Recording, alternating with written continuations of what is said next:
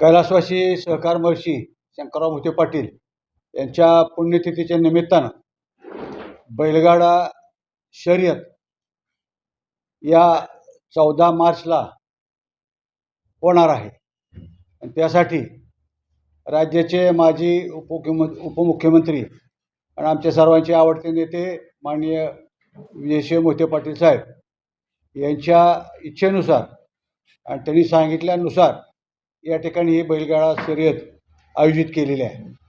गेल्या वर्षी अकलूज परिसरामध्ये बैलगाडा शर्यत आयोजित केलेली होती, सहकार महर्षी बैलगाडा शर्यत.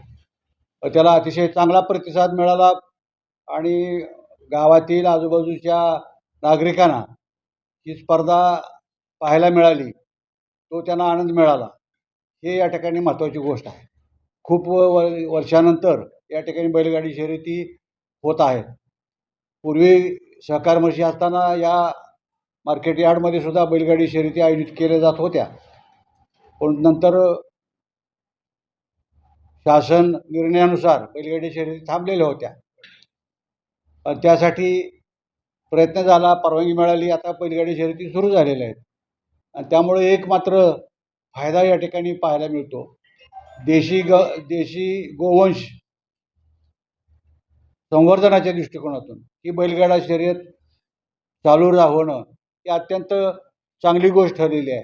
त्याचं कारण जर पाहिलं तर जेव्हा आठवडे बाजार असेल, गाव जत्रा असतात, त्या ठिकाणी जर पूर्वीच्या काळात बघितलं, मधल्या काळात आवक एकदम कमी होती देशी गाईची. कारण लोक आता जर्सी गाय दूध उत्पादनाकडे वळालेले आहेत. देशी गाय गोवंश कमी खत्म होतोय का काय, अशी परिस्थिती भारतामध्ये आहे, सर्वत्र आहे. आणि ही बैलगाडी शर्यत सुरू झाल्यापासून मात्र देशी गाई आणि त्याचं संगोपन आता बऱ्याचशा ठिकाणी चांगल्या पद्धतीनं देशी गाई सांभाळल्या जात आहेत, बैल सांभाळले जात आहेत, कालवडी सांभाळले जात आहेत. ही एक महत्त्वाची गोष्ट या बैलगाडी शर्यतीमुळं झालेलं आहे, असं आमचं मत आहे. म्हणजे माझं मत आहे, सर्वांचं तेच मत आहे. किमती वाढल्या बैलांच्या सुद्धा, ही गोष्ट या ठिकाणी आहे. पण या ठिकाणी गेल्या वर्षी बैलगाडी शर्यत आयोजित केली. 450पेक्षा 471 बैलगाड्यांच्या लोकांनी, स्पर्धकांनी या ठिकाणी भाग घेतलेला आहे. आणि बक्षीससुद्धा ठोस असं, भक्कम असं मोठं बक्षीस गेल्या वर्षी आम्ही या ठिकाणी दिलेलं होतं. पहिल्या नंबरच्या, दुसऱ्या नंबरच्या 8 स्पर्धकांना फायनलमध्ये आम्ही बक्षीस दिलं. यावर्षीसुद्धा बक्षीस मोठं आहे, 1.5 लाखाचं पहिल्या नंबरचं आहे. नंतर उतरत्या क्रमानं 8 लोकांना आपण स्पर्धकांना बक्षीस देणार आहोत.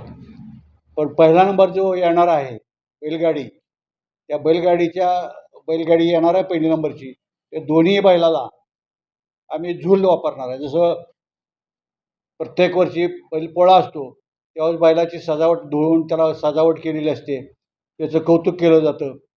तसं या ठिकाणी पहिला नंबर येणाऱ्या बैलाला या ठिकाणी झुली आम्ही देणार आहोत, बाशिंग देणार आहोत, शेंगामध्ये शेंब्या आम्ही बसवून देणार आहोत. हे उल्लेखनीय गोष्ट या ठिकाणी गेल्या वर्षी केली होती.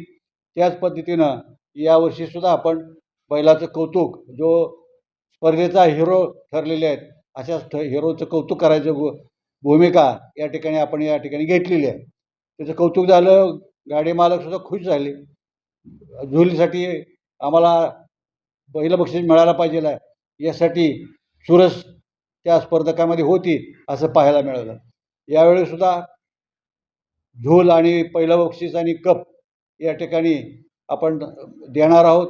आणि त्यामुळं स्पर्धकांची संख्यासुद्धा 500पेक्षा जास्त स्पर्धक या ठिकाणी या सहभागी होतील असं या ठिकाणी सांगायला काहीच हरकत नाही. अकलूज परिसरामधल्या सर्व नागरिकांना, विशेषतः महिलांनासुद्धा ही स्पर्धा पाहता यावी अशा दृष्टिकोनातून गॅलरीची सोय गेल्या वर्षी केली होती. यावर्षीसुद्धा आपण गॅलरी उभा करणार आहोत.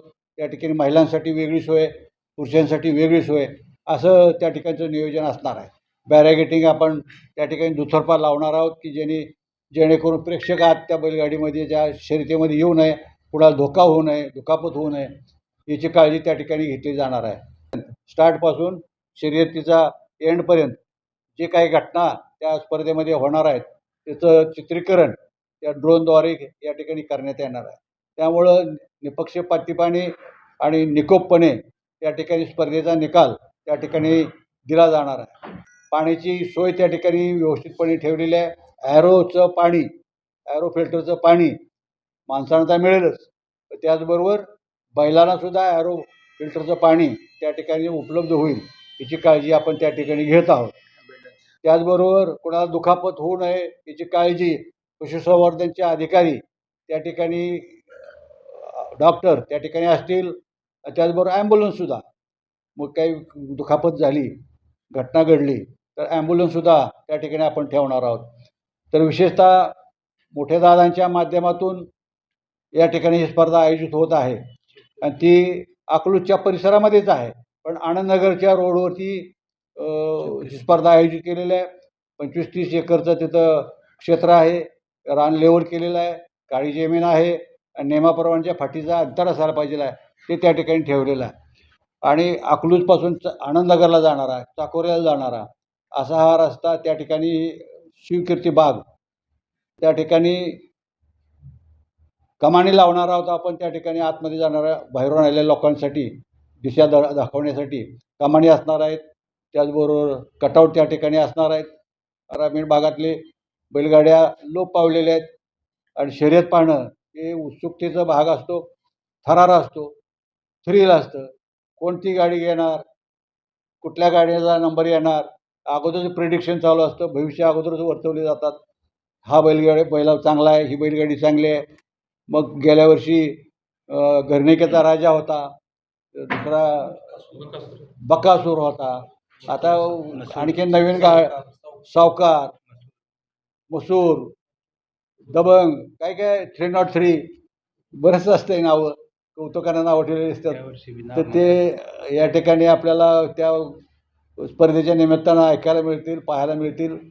पण स्टार्टपासून एंडपर्यंत पहिली गाडी कुठली येईल याची उत्सुकता गाडी मालकाला तर असतेच, त्याच्या चाहत्याला असतेच, पण प्रेक्षकांना सुद्धा ती चुरस निर्माण होते. जसं 2020 सामन्यामध्ये भारत जिंकणार का न्यूझीलंड जिंकणार, कोण जिंकणार ही जी उत्सुकता होती ती उत्सुकता शिगेला पोहोचलेली होती. स्पर्धा झाल्यानंतरच त्याचा निकाल आपल्याला पाहायला मिळाला.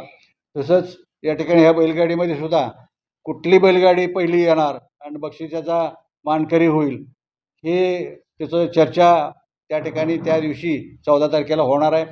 आणि नावाजलेले महाराष्ट्रात नावाजलेले बैलगाडी मालक आपली बैलं या ठिकाणी आणणार आहेत.